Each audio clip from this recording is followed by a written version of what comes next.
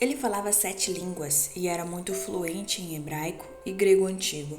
Ele era um homem cujo dons intelectuais e vida disciplinada poderiam tê-lo levado a um longo e bem-sucedido caminho na Igreja Católica, se ele não tivesse tomado a decisão peculiar de ensinar homens e mulheres ingleses a lerem suas próprias Bíblias. Bem-vindos a este resumo da vida de William Tyndale. William Tyndale nasceu em Gloucester, Inglaterra, e iniciou seus estudos em Oxford em 1510, mudando-se posteriormente para Cambridge. Sempre teve uma paixão pela Bíblia, mas em 1523 esta atingiu o seu ponto mais alto. Nesse ano solicitou permissão e fundos ao bispo de Londres para traduzir o Novo Testamento.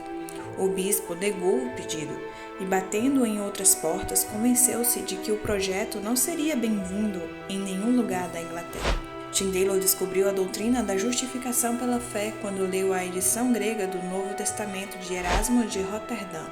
Qual a melhor maneira de compartilhar essa mensagem com seus compatriotas do que colocar uma versão em inglês do Novo Testamento em suas mãos? Essa se tornou a paixão da vida de Tyndale. Para encontrar um ambiente hospitaleiro, ele viajou para as cidades livres da Europa, Hamburgo, Wittenberg, Colônia e finalmente a cidade luterana de Worms. Lá, em 1525, ele conseguiu a tradução de seu Novo Testamento, a primeira tradução do grego para o inglês. Ele rapidamente empreendeu o projeto de contrabandeá-los para a Inglaterra, onde recebeu uma resposta morna das autoridades. O rei Henrique VIII, o cardeal Wolsey e Thomas More, entre outros, ficaram furiosos. As autoridades compraram cópias da tradução para tentar silenciar Tyndale. Ironicamente, eles próprios acabaram financiando seu trabalho tardio. Enquanto isso, ele se mudou para Antuérpia, uma cidade onde estava relativamente livre dos agentes ingleses e do Sacro Império Romano Católico. Durante 9 anos, ele conseguiu, com a ajuda de amigos, fugir das autoridades, revisar seu Novo Testamento e começar a traduzir o Antigo. A sua tradução revelou-se decisiva na história da língua inglesa e da Bíblia inglesa. Quase um século depois, quando os tradutores da versão King James debateram como traduzir as línguas originais, 8 em cada 10 vezes concordaram que Tyndale tinha a melhor tradução. Durante esses anos, Tyndale também se dedicou metodicamente às boas obras, porque, como ele mesmo disse, minha parte não deve estar em Cristo se meu coração não for segui-lo e viver de acordo com o que eu ensino. Às segundas-feiras, ele visitava outros refugiados religiosos na Inglaterra. Aos sábados, ele caminhava pelas ruas de Antuérpia, buscando ministrar aos pobres. Aos domingos, jantava nas casas dos mercadores, lendo as escrituras antes e depois do jantar. E o resto da semana foi dedicado a escrever panfletos, livros e traduzir a Bíblia inteira. Não sabemos quem planejou e financiou a trama que acabou com a vida de Tyndale. Poderia ter sido as autoridades inglesas ou continentais, mas sabemos que foi executado por Henry Phillips. Este homem, que afirmava ser o seu amigo íntimo, tornou-se seu convidado à mesa e logo foi um dos poucos privilegiados a ver seus livros e documentos. E em maio de 1535, Phillips enganou Tyndale, tirando-o da segurança de seus alojamentos e entregando-o às autoridades católicas.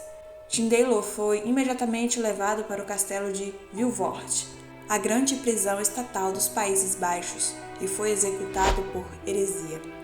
O julgamento de heresia na Holanda estava nas mãos dos comissários especiais do Sacro Império Romano. Demorou meses para que a lei seguisse seu curso.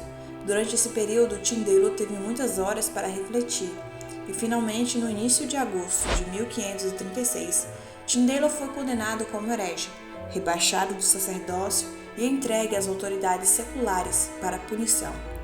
Na sexta-feira, 6 de outubro, depois que as autoridades locais tomaram seus assentos, Tyndale foi conduzido à cruz no centro da praça da cidade e teve a oportunidade de se retratar.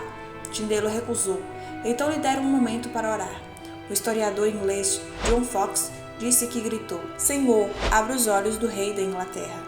Ele foi então amarrado à viga e uma corrente de ferro e uma corda foram colocadas em seu pescoço.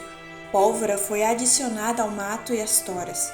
Ao sinal de uma autoridade local, o carrasco atrás de Tyndale apertou rapidamente o laço, estrangulando-o. Então o oficial pegou uma tocha acesa e entregou ao carrasco, que ateou fogo na lenha. Aqueles que possuem a Bíblia em inglês devem muito a William Tyndale, às vezes chamado de pai da Bíblia em inglês. 90% da versão King James da Bíblia e 75% da versão padrão revisada vem da tradução da Bíblia para o inglês de William Tyndale. Nessa hora sombria, Deus levantou William Tyndale, um homem incomparável que possui habilidades linguísticas extraordinárias, combinadas com uma devoção inabalável à Bíblia. Ele era um acadêmico renomado, especialista em 8 idiomas: hebraico, grego, latim, italiano, espanhol, inglês, alemão e francês. Ele tinha uma habilidade insuperável para trabalhar com sons, ritmos e sentidos da língua inglesa. Mas para realizar seu trabalho de tradução, ele seria forçado a deixar sua Inglaterra natal, para nunca mais retornar. Essa figura tenaz viveria escondida como um herege condenado e um fugitivo perseguido durante os últimos 12 anos de sua vida. Ele acabaria por pagar o preço final, entregando a sua vida ao martírio para conceder aos seus compatriotas o Novo Testamento e metade do Antigo Testamento em inglês. Sua grande façanha de traduzir a Bíblia do original grego e hebraico para o inglês não havia sido realizada até então. Esse proeminente reformador se tornaria o mais significativo dos primeiros protestantes ingleses. É este homem, William Tyndale. Esse é um homem que deu às pessoas de língua inglesa a Bíblia na sua própria língua. Que ele seja sempre apreciado como o primeiro a tornar as Escrituras acessíveis à pessoa comum de língua inglesa.